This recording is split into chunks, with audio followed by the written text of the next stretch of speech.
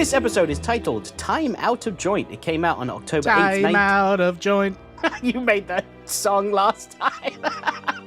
Did I make that song last time? Well, you played on it. You make that song last time. What's going on? It came out on October 8th, 1994, directed by Dan Reber. Ali Noah. Story by Alan Burnett, written by Steve Perry, and animation by Dong Yang. Dong Hang. Featuring Kevin Conroy as Batman, Lauren Lester as Robin, Bob Hastings as Commissioner Gordon, Lloyd Buckner as Mayor Hill. Why can't I ever say that correctly? Roscoe Lee Brown as Dr. Wataki. Oh, I recognized it immediately. There was a little extra space in today's episode, Smith. The question is mankind civilized enough to make the proper use of it? That's why I'm the kingpin. Tress MacNeille as Woman, Alan Oppenheimer as Auctioneer, and Alan Ratchins as the Clock King. Always makes me laugh. Like, I know in scripts, like, they obviously, why would you name just a character that has no name? Every time I see something that's just like child, woman, man, I'm always like, oh, so mean. Like, it sounds like sexist, you know? Yeah, it does. Who do you playing? Like, oh, I'm playing this great doctor. I'm playing Batman. Who are you playing? Woman. Oh, woman. Sounds like an important role. You're a man, though. It's not. A woman? Okay, so Dong Yang animated this episode, and they previously produced many of the episodes that we reviewed, some of the best being Joker's Favor, Perchance to Dream, Almost Got 'Em, Holly and Ivy Trial, and The Laughing Fish. What did you think of the animation in this episode? Yeah, I thought it was good. I thought it was all right. Yeah, there wasn't anything that was too jarring. Character models seemed okay. Yeah, it wasn't something where I was like, oh, that looks bad. I don't think we've had a bad-looking animated episode for a while. I feel like they've sorted all of that. Yeah, because they're using like two studios in particular, especially Dong Yang, and they've gotten rid of other ones that were just not performing. So yeah, that makes sense. Director Dan Reber has been credited previously in our review of See No Evil, as well as being a previous guest on this podcast. Story developer Alan Burnett has been credited in our review of Two-Face Part 1, as well as also being a previous guest on this podcast. And writer Steve Perry has been credited previously in our review of Night of the Ninja. Every time I see Steve Perry, I think of in Basketball, where he's trying to psych him out, and he goes, Steve Perry. Check this shit out. Steve Perry. Huh? What else do they say? Think that. What else do they say? What's the name of your sister's going out with Squeak? Isn't that what they say? Sister's going out with Squeak. Wow, that was a deep pull. I totally forgot about that. Would that hold up if I watch it again?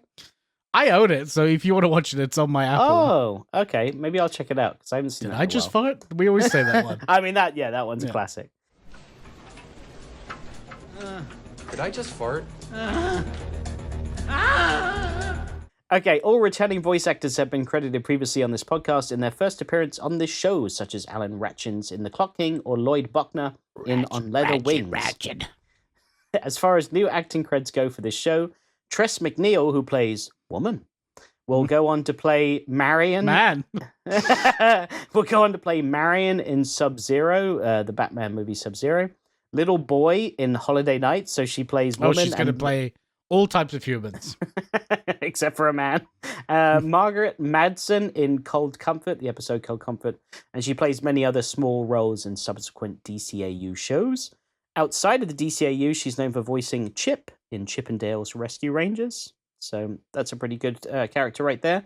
Dot Warner in Animaniacs and Babs Bunny in Tiny Toon Adventures. Dot, okay, cool. Have they sold the Louis XVI yet? No, the bidding just started. How did you... I gotta see my optometrist. Yeah, and Babs Bunny. I mean, that's a pretty notable character. Oh my god, yes, I was watching this episode and there was a character who was a woman. A woman? And she spoke. Are you talking about the lady with the tickets, right? Yes. I heard her voice. I was like, I've heard that lady's voice somewhere before. So yeah, that's very validating. No, this is a pretty good podcast. It's very informative. And, and you know the time that it's happening. Times. Yeah, I mean, this came out, it came out in late 94. So I guess Animaniacs is It's not out yet, maybe? I don't know. I don't know when that show came out. Oh, it's so weird to me that everything we've covered... How many years have we been doing this podcast? Like 3-4 years? 3 or 4 however years. long? Yeah. All the content we've covered so far has been before my wife was born. Which is just so weird. That's true. Well, we're going to get to a point where that won't be true anymore. Imagine if there was an episode that came out on her birthday. That'd be crazy. Whoa. Whoa, Next episode bro. came out on one of our birthdays. Whoa. That'll be quite the time to talk about it. No, shut it. Okay, we got also characters in this. We got Alan Oppenheimer, who plays the auctioneer. He's also known as the voice of Falkor, the luck dragon, in the film The Never-Ending Story. Mm-hmm. But he's best known as the voice of Skeletor from He-Man and the Masters of the Universe. Oh, very fun. He did a great bit character as a posh British guy. Blimey! Yeah. Blimey! With his Yeah. big, like split down the teeth. Yeah. I have 650 going, gone. Blimey. Roscoe Lee Brown, who plays Dr. Wataki, will go on to voice... Yes, mate! I live again! He'll go on to voice Dr. Anokie in Static Shock, but he is an instant recognizable voice for us as he is the voice of the Kingpin in Spider-Man, the animated series. The crime smith. He's also the narrator in the movie Babe, and every time I watch it, I'm like, Kingpin's telling me the story of Babe the Pig. There once was a cute little pig, mate. That's pretty much how the movie starts. Is it? Minus the Smythe. Although that'd be And better. then he got slaughtered or something like that, and then a spider died. No, and that's then- Charlotte's Web. Oh. Babe is the... That'll do, babe. That'll do. The end. Good night, mate. Good night, sir. That's what I say to my girlfriend at the end of the night. That'll night, do, babe? babe. Oh. That'll do. I say, that'll do, pig. That'll do. Oh, my wife isn't listening to this while I'm in the shower. Kate, cut that. Nah, leave it in. She Nah, knows leave it in. I'm in trouble now. Utility belt of fun facts here now. Utility belt of fun facts is Dr. Wataki is credited Dr. Wataki. Dr. Wataki. So Ooh. Robin mispronounces the name, even though Batman corrects him, even though Batman is wrong and Robin's right. So you say this guy lives out there? What's his name? This Professor Wataki? Wakati. Batman says it's Wakati or Wataki. I can't remember which one it is, but one of them is Robin's right. I would know, all right? I trained a little while in Africa when I was training to be Batman, and this is how it's pronounced. And, like, he's like, look, I'll call up my teacher that was there, all right? Like, hey, Dr. Wasabi, what's going on? It's like, and it's like, no, you've got it wrong this whole time. Like, I just, like, let you get away with it. It's like, wait, so you're telling me you out of this, like, social politeness, you just let me get it wrong? Like, oh no, I thought I knew everything, but now I'm questioning every interaction I've had with anybody. I don't know anything. Ah! Wasabi with that.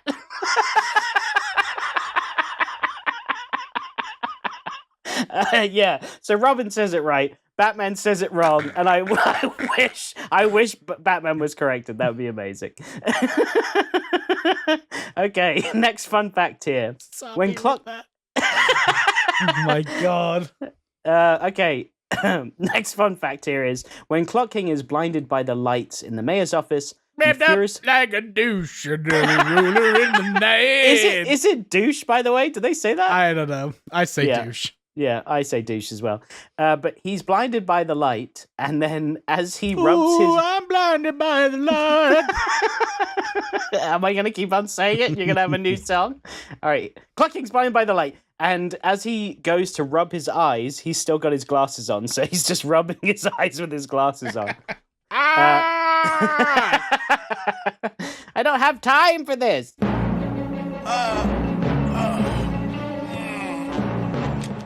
Next fun fact. When the Batmobile detects the time device underneath, Batman busts through the floor to destroy it. This is similar to the Batmobile scene in the film Batman Returns, which had already come out by now.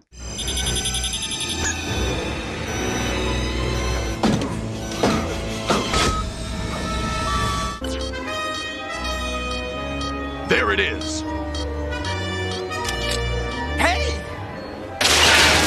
While by no means the first use of the term time out of joint was the name of a modern art exhibit. Time out of joint.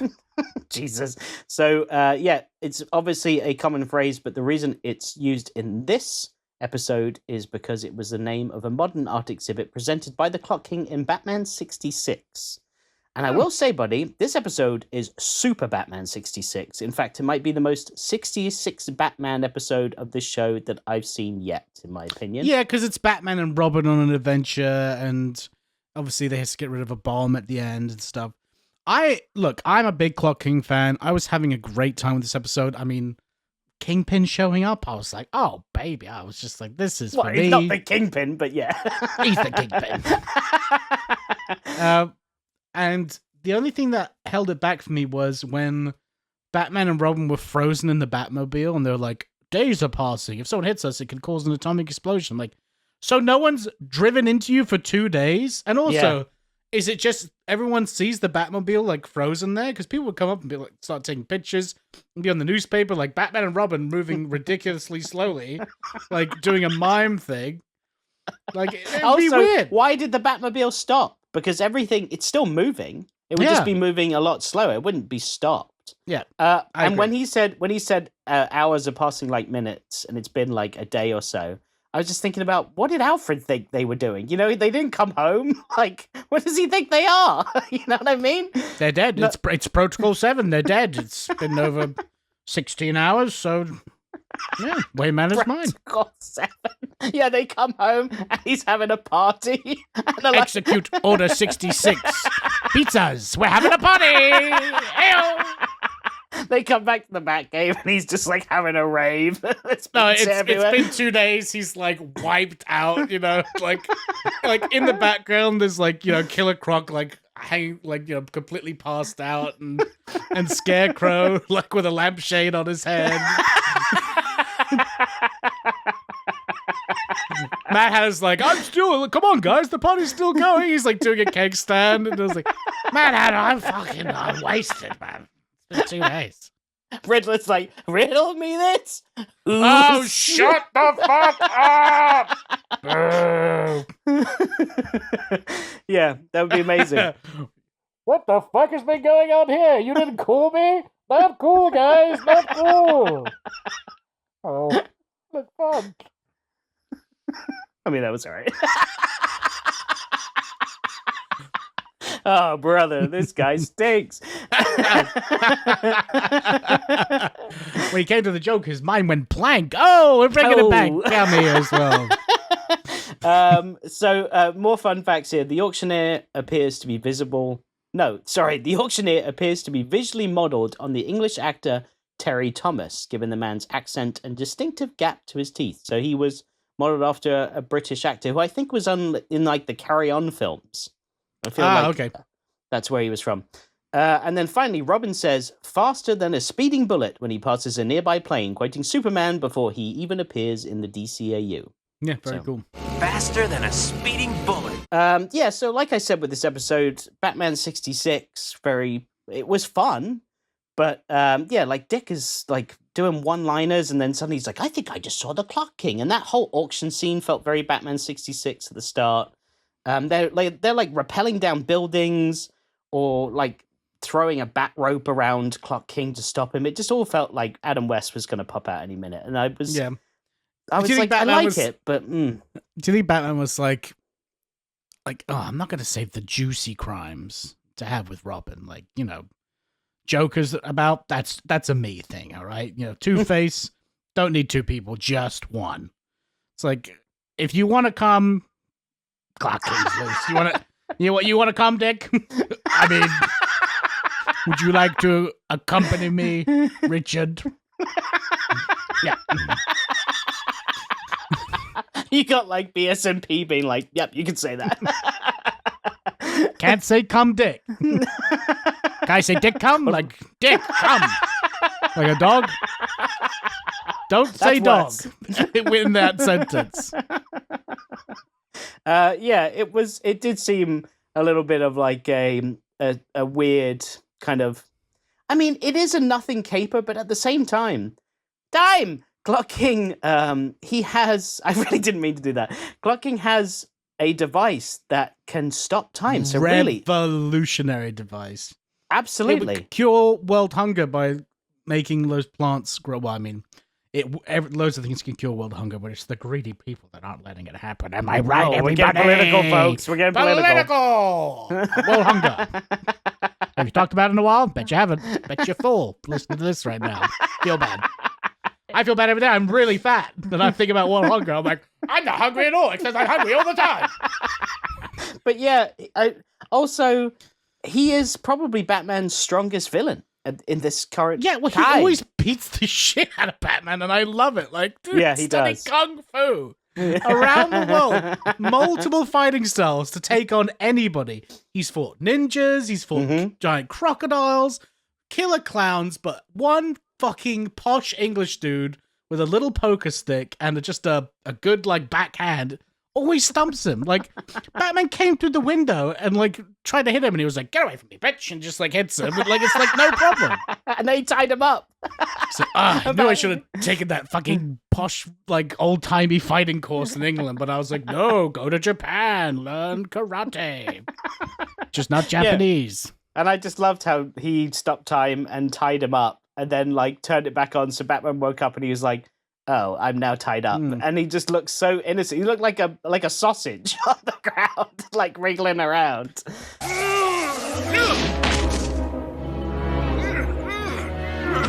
Robin, can you help me? Get him, Robin. I mean, come help me. There's also a lot of emphasis on saying the word time in this episode. Like, I know that's the point, but Batman has a crack at it. Gordon has a crack at it. Robin has a crack at it. They all on the spectrum of using the word time. Minutes, hours, tick-tock. Yeah. But they all were like, other things as well. Look, I'm just talking off the top of my head here. Yeah, I mean, you can count on it, like all that type of stuff, right? Yeah. Counting time. There's a lot of different ways you can say it. But yeah, exactly. I get you. I'm gonna half past 3, chop you off, right? I'm gonna stick with time, okay? I'll stick with time. I was trying new things. I'm sorry. It's not going in the tight 5. 5. 1, 2, 3, 4, 5. About a time. Numbers. Shut up about the time. Yeah. No, it's my whole thing, goddammit. Clock King also has a go at being a butler in this episode and ripping off Alfred. I thought that was an interesting thing that he did. But, like, if you're this doctor and you create this time-stopping device and you hire a butler and then in, like, I don't know, a couple of days, you're like, hey, you want to see how it works? Like, you're pretty dumb for a very smart person to be like, hey, butler, I just hired. Want to check out this time device I just made? Well, the Clock King hasn't been around for a while. I assumed he's been with that guy for, like, years. And Batman doesn't know about it? I guess he's got, like, a new identity and everything. He's living in a place that has no phone reception or, like, any of that stuff. So he's completely off the radar, like, literally. Yeah, I guess that's a good point. Yeah, maybe he has been there for, like, many years and, like, washing this guy's, like, dirty underwear and just, like, biding his time. That's right. Once I clean these balls, give them a good scrub, I'm going to scrub the city of corruption. Wait, he's cleaning the guy's balls? Yep, I take a little washcloth and I go like, I do one of these motions. Okay, come. No. Also, did the Doctor see the movie Click with Adam Sandler? Because that's basically what this whole episode is. I think you'll find that Click came out after this episode. I don't think you guys are actually really good at talking about this show because you don't consider these things. Wasabi with that.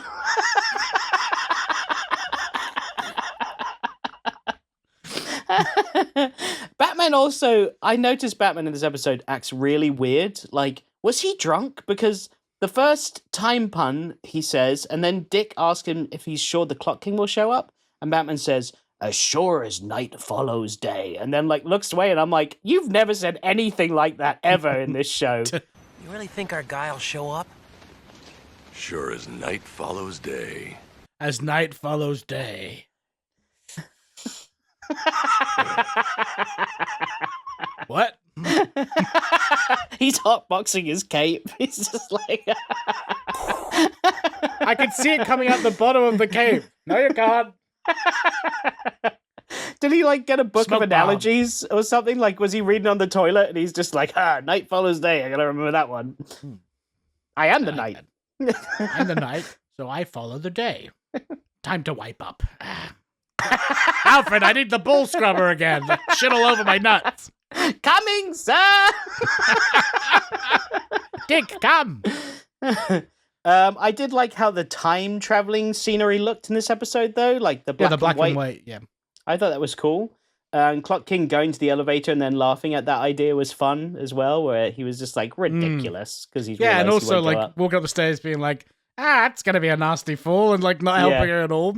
Yeah, I like that's that. jokes. He's like one of my favorite villains. Like honestly, after watching this, I was like, I would if I had a chance to like write Batman, and they would be like, oh, who do you want to bring in, like Joker and all this stuff? I'm like, I'm gonna start with the fucking Clock King. I'm gonna make this guy an A-lister, baby. I mean, he has gone up rewatching these episodes, especially with you. He has gone up in my book, but I don't know about A-lister. Oh, come on. You know what we always talk on this fucking show at the end when we rate stuff? The music. And the music is so good in this episode. Yes, it is. You're right. This is the first time we hear Clock King's fully realized theme because we didn't have this in the first episode. I always thought that dan dan dan dan dan dan dan dan dan. I thought that was in the first episode. It's not. It's only in this one, and it's great. It's a really good theme. Such a good theme. It reminds me, it's such a following a fat guy with a tuba type theme because like I can hear it like if I walk into the fridge behind me, someone going boop boop boop boop boop boop boop. It's time for food. Time for another snack. Fuck off. You got instead of like clocks on your glasses, you've just got like pizzas, pepperonis. The delivery guy shows up. You're late. You're not on time. Is it free? We haven't done that since like '92, bro. I miss the '90s. Also, Robin sounds like a Robson at one point because he calls Clock King's time device a thingamajig, and I was like, "Have you been hanging out with us?" Like, yeah, Clock King's a thingamajig. Well, at least we've got the pieces from Fugit's broken thingamajig. Maybe we can find out how he made it. Yeah, but you know how we always joked and like the older people in our family always go like, "Oh, something or other, so and so thingamabob." I get it now because you know how you and I've had brain farts in this show recently. Where we just like stop, we can't think more of something. than ever recently, might I add. I know. It's getting worse. We need to get some omega 3s or whatever. Because I said it, omega 3s. Yeah, like omega. I got that. The next one I said was 3s. What was I saying? No, but like I think that our family goes like something or other, whatchamacallit, because it saves you from the brain fart. I tried it out the other day when I was talking to my wife. I was like, yeah, and that actor, and like I was about to stop and be like, you need to think of this actor's name, so something or other from that show that he's in and the stuff. You're like, my brain got it out. Yeah, okay, well done. I'm one of them. One of them. Well, Batman goes super nerd in this episode when he's in the Batmobile with Robin. He starts talking about time relativity and the theory and E equals MC squared. And I wonder if Robin's just like, I'm trapped in time with a fucking nerd. Anyway, let me tell you about Einstein's theory of relativity. It's like, are we going to get out of here? Can you be cool like Doc Brown? Like, come on, guy. Like, I'm Marty McFly, and you're making this so lame. I'm going to go back in time and dick come all over Martha. Don't you fucking dare. Dick come all over Martha. Be my son. Oh, God. But that's the least of our problems. E still equals MC squared, last I heard. Mass increases with speed. If a car hits us while we're frozen like this, we might trigger an atomic explosion. Nerd alert! So at one point, I noticed in this episode, a police officer is frozen in time, but right before he throws what looks... Banner. We got back in time. But I don't know if you noticed this. This police officer throws what looks like a kidney bean up in the air to eat, and I'm What like, is that motherfucker eating? Is he eating beans? Just whole beans. Loose beans. What I like to do is I take a bowl of baked beans, piping hot, super hot, and then I go. But I put I put my teeth through it, and I stop all the beans. Right, I leave them out. I let them get real cold, and then I bring them as a little snack the next day. So I drink the juice in the morning, and I eat the beans at lunch, and my teeth are brown. I have very big dental bills. Just make sure nobody fiddles with the props. No problem. Also, Clunking eats it, and I wanted to be like, is that a bean? Did you lick this bean clean? A baked bean? I thought it was a peanut. That's so gross. Oh. Your pockets are full of licked off baked beans. He turns the time machine off just so he can be like, Yeah. who eats a bean? I'm sorry. Hang on, everybody. Yeah, hello. Yes, bomb's going to go there. I mean, let me reverse. All right, hello, everybody. Look, bean man, all right? Bean. Mr. What's your Bean. beef? What's your beans? I mean, bean. Yeah, I just thought it was such a weird thing to see. And I was like, yeah, it probably is like a cashew, but that's a straight up bean Yeah, to me. it probably is just a cashew. It's licked off baked bean. What's so weird about that? Very, everything's weird about that. And you know what that guy's, the officer's surname was? Heinz. That's how baked beans were made. That's how baked beans are made? What? I could have been rich. Yeah, never mind the time device. I could have had steak in Heinz baked beans. And a bean empire. Ah! Who knew they liked them licked off? Ah. Oh, what could have been? Who knew that they liked licked beans? Dick, come! Licked beans! Ooh, licked beans! Oh man, this episode. Oh man. Okay. I thought the time traveling bat bike scene was cool. That felt like very very Tron. You know what I mean? A little bit like that, and a bit Back to the Future as well. I guess. I'm so surprised. Don't you think Batman will just be like, I'm going to keep this in the bat belt? The guy's like, no, wait, that's mine. It's like, you said it's not ready for the world, but it's ready for the bat. All right, thank you very much. I was like, he's going to steal that device at the end. When he asked about it, he's like, so it's such a shame you're not going to reveal it. And I was such a shame that you're not going to use this. Is this one work? Yeah. All right.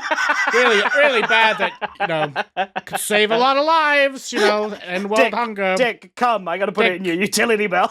Come all over this. I'm going to stick it in your trousers. Robin's walking out. This is massive bulge. Damn, Robin packing. That's a big dick. That's a huge dick. Grayson. Yeah. I was wondering if maybe sorry, that's my identity, Batman. Hang on. All right, we're good. I mean, that's a lovely bean. Yeah, I thought that maybe he was going to send Alfred in there to pretend to be the butler, like start it all over again. When the guy's like, "I've made this time device," Alfred's like, "Oh, okay." Yeah, he doesn't even realize it's a different person. Yeah. Actually, my name's Alfred. Idiot, I've been calling you a different name this whole time. I'm so sorry. Quite all right, Sam. Time machine, huh? What can Alfredo do with that, huh? I thought you said your name was Alfred. Can I make the world's longest orgasm out of it?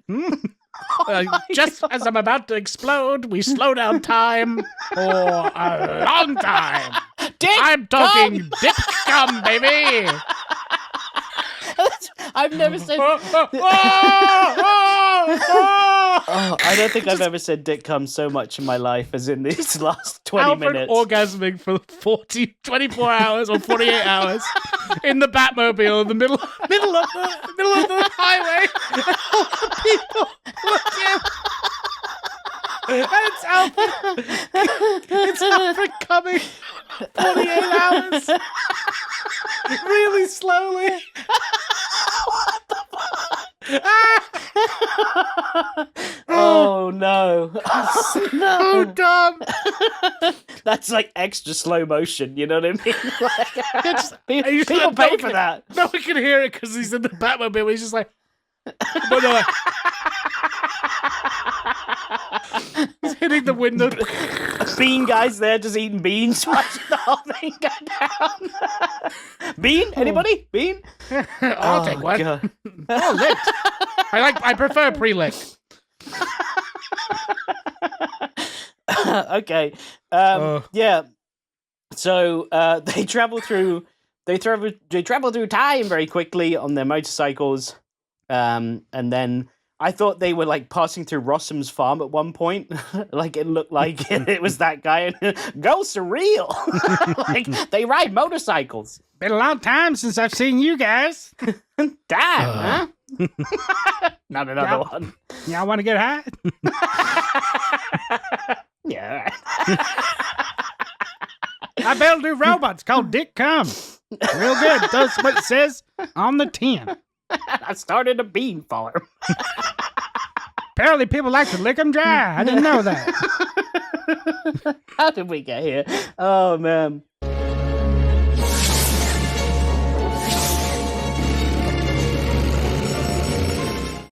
So, yeah. Obviously, at the end, we get Batman has to... Some days you just can't get rid of a bomb, but he does. And Robin has a go at a time pun as he trips the Clock King into some rubbish bins, and that's how he stops him. That's how you stop the Clock King, is you just trip him into some bins, and he's like, I guess I'm finished.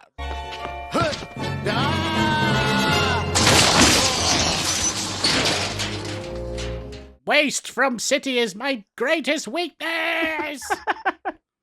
And then Clock King has been hauled off to jail, and the police officer eats another kidney bean as Robin says it's a shame Clock King has nothing to make the days go faster.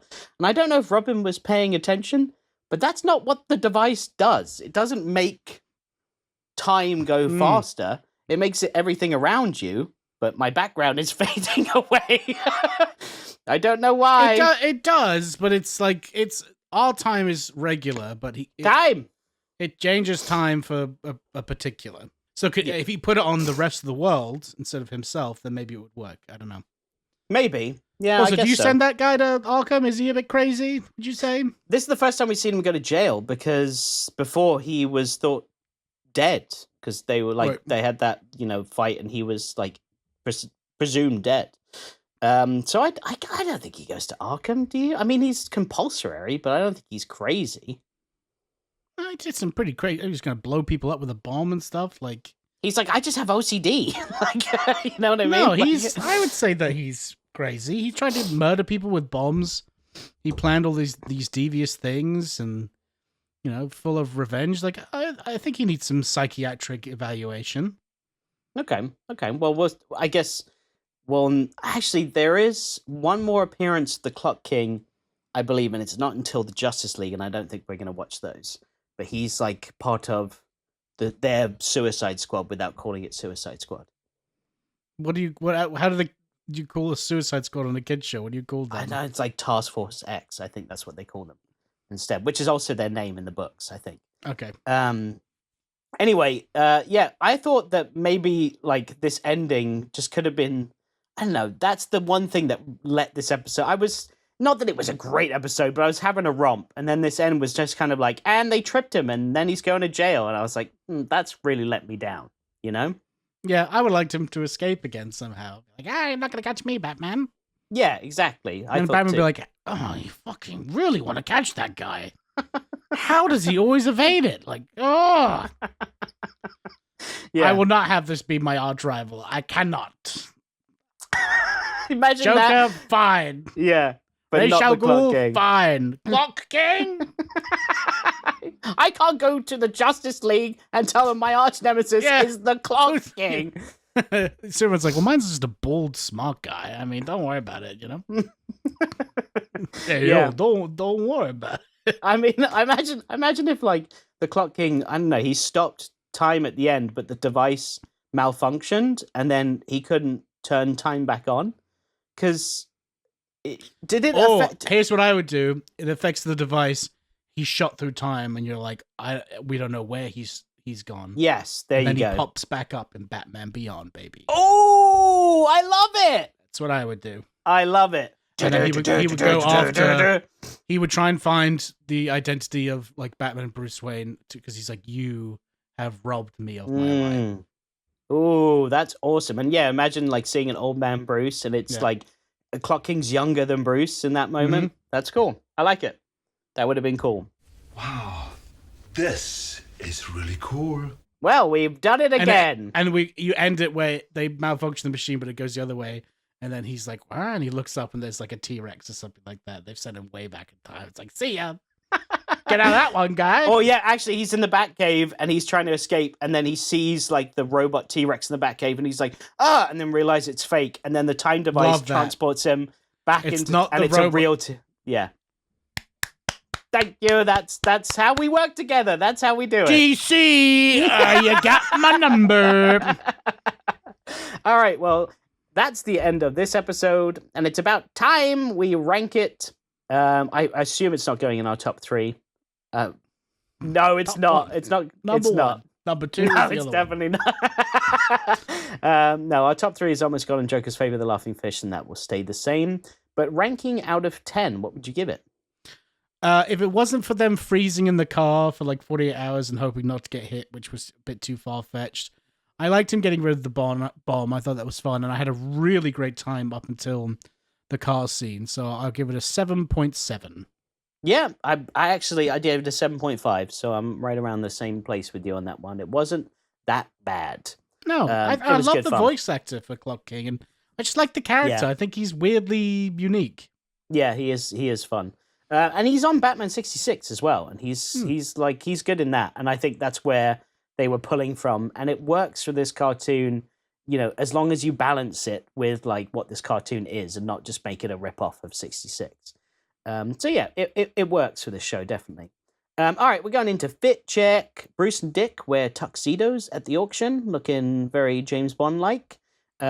Clock King ditched the brown suit and went with a black suit for this. What did you think of his new digs? I'm in my Johnny, what's it? Era. Johnny English? Not Johnny English. Fucking what? Play the guitar, wearing black, famous singer, songwriter. I hurt myself today. Johnny. Oh, Johnny Cash. Thank you, Christ sake. You need some Omega. It's because I've quit drinking, so now my brain is starting. Oh yeah, that's it. Yeah, drinking makes you smarter. I forgot. It does.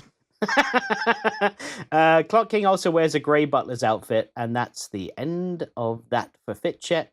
I prefer Clock King in the black suit with the glasses. I know he had those in the first episode, but the brown just it worked. But I like the black. I think he looks like a like something out of Mad Men or something. He looks cool. Yeah. All right, but he's literally Bryce from Mad Men. He is Bryce, yeah. And you cast him as that as well, I think. Yeah, he's great. Him or John Lithgow would smash that role. That's true. I'm sure he'll wish he had something to make the days pass quicker where he's going. Next, we've got the episode Catwalk. Now, I'm sure you can probably guess. Yeah, I was going to say, you can probably guess that Catwoman is in it. But I tell you who also is in it, and that is Scarface. What, Tony Montana? No, as in, the doll. Okay, sweet. Do you remember this episode? This is one that even I, didn't remember ever seeing until I was in my 20s when I, bought this box set and watched it loads, and I was like, I don't think I've ever seen this. So it's a rare one, but, I think it's all right. So we'll wait till next week to watch it. Speaking of watching episodes, I was re-listening to our last podcast, and we were talking about how nostalgic that episode was, and it reminds us of our childhood. And I'm like, well, obviously it must have been on a VHS we owned of Batman the Animated Series, right? That episode must have been on a VHS, because that's why we would have it would be so in our memories that we've seen it over and over again. Because it's not like they play the same episodes over and over again on TV. I feel like we watched that particular episode over and over. Yeah, and I said so- it was better than Joker's Favor, and I take that statement back. Oh, thank Christ. It's not, but it's good. And you're right. I think you're absolutely right. It was on a tape, and we just watched it loads. I watched this. Speaking of that, I watched this TikTok recently where this guy was like, "You ever talk to your mates and they're like, oh man, this movie as a kid, like this was a classic,' and you're like, a classic? I never watched this as a kid, and the only reason it was a classic is because you had it on VHS, and it was like the movies that you had on tape. You would just watch and watch, or the shows you would just watch and watch, and those became classics. And anytime someone said something outside of that, you're like, classic? No way. But it's just because you didn't have it on tape. That's probably the reason why. Same with like video games as well.